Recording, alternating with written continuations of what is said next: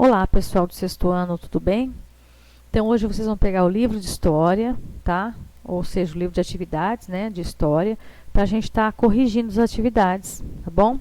Então, a gente vai lá, pegando o livrinho lá na página 11, tá? Foi pedido para vocês fazerem a atividade 5, exercício 5 da página 11. Então, vocês deveriam completar as lacunas aqui com as palavrinhas aqui que estavam disponíveis para vocês verem lá, tá? Então, completando lá. A Macedônia era um reino localizado ao norte da Grécia, que tinha Pela como uma das principais cidades. Os nobres macedônicos, por muito tempo, disputaram o poder, até que Filipe II os derrotou e assumiu o trono. Admirador da cultura grega, o rei contratou o filósofo Aristóteles para educar seu filho Alexandre.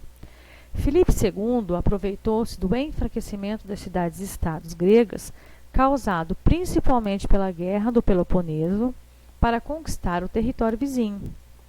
Com a morte do pai Alexandre, deu continuidade às conquistas macedônicas e rumou em direção ao Oriente.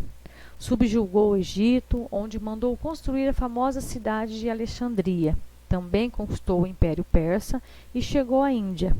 Para melhor administrar suas conquistas, Alexandre manteve o sistema de divisão territorial e administrativa dos persas, as chamadas sapátrias.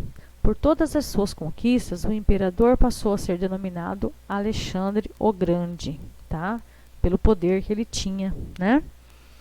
Aí o exercício 7 e 8 da página 12. Vamos lá para o exercício 7 e 8 da página 12.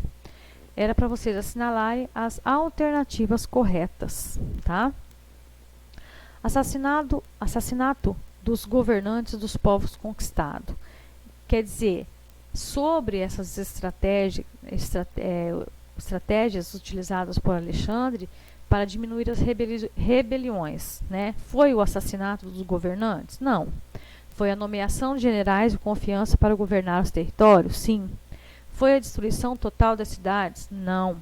Foi a manutenção do poder dos governantes derrotados? Sim. Então, é a letra B e D. Relacionar aí, ó, sobre gregos e macedônios. Aproveitavam a estrutura dos povos conquistados em seus domínios, eram os macedônios. Eles aproveitavam já a cultura, a estrutura, né, para se desenvolver ali. Organizavam-se em cidades-estados sem haver um poder centralizado, eram os gregos. Difundiram a cultura helenística do Egito à Índia, eram os macedônios. Foram militarmente dominados pelos vizinhos que viviam ao norte, foram os gregos, né? Agora a gente vai para a página 17 do livro de atividades. Na página 17, aí a gente vai falar sobre república, tá? Sobre a fundação de Roma, né? Então lá, atividade 1, que é essa aqui, ó, né? Que mostra a loba alimentando os gêmeos, né? Rômulo e Remo. Atividade 1, então, a respeito da fundação de Roma, assinale a alternativa correta. A correta é: a estátua representa o mito da fundação de Roma, o qual tem como protagonistas os gêmeos Rômulo e Remo, e a loba. Quer dizer, o mito, né? A história mística, tá? Na página 18, 2 e 3 da página 18. Então, vamos lá. Entre 753 a.C. e 509 a.C., Roma foi governada por 7 reis. Destes, 4 tinham origem latina ou sabina e 3 eram etruscos. A respeito desse período, analise as afirmativas. Todo o crescimento de Roma pode ser atribuído apenas aos reis etruscos? Somente eles fizeram como que Roma crescesse? Não, né? A monarquia foi o período em que os romanos mais se expandiram territorialmente? Também não foi só nesse período. O Senado romano foi criado durante a monarquia e sua função era ajudar os reis a tomar decisões?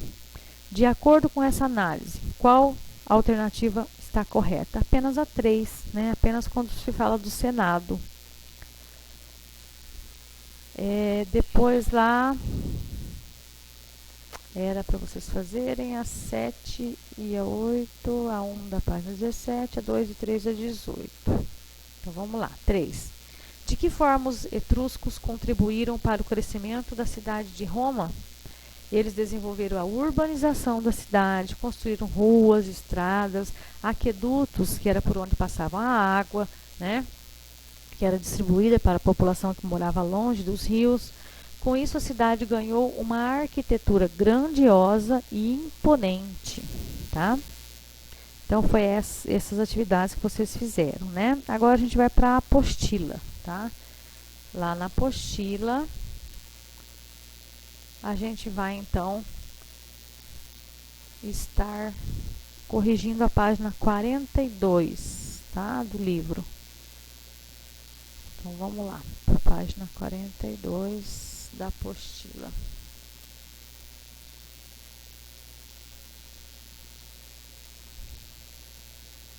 Na página 42, era para vocês fazerem a hora do estudo, tá? Então, vamos lá.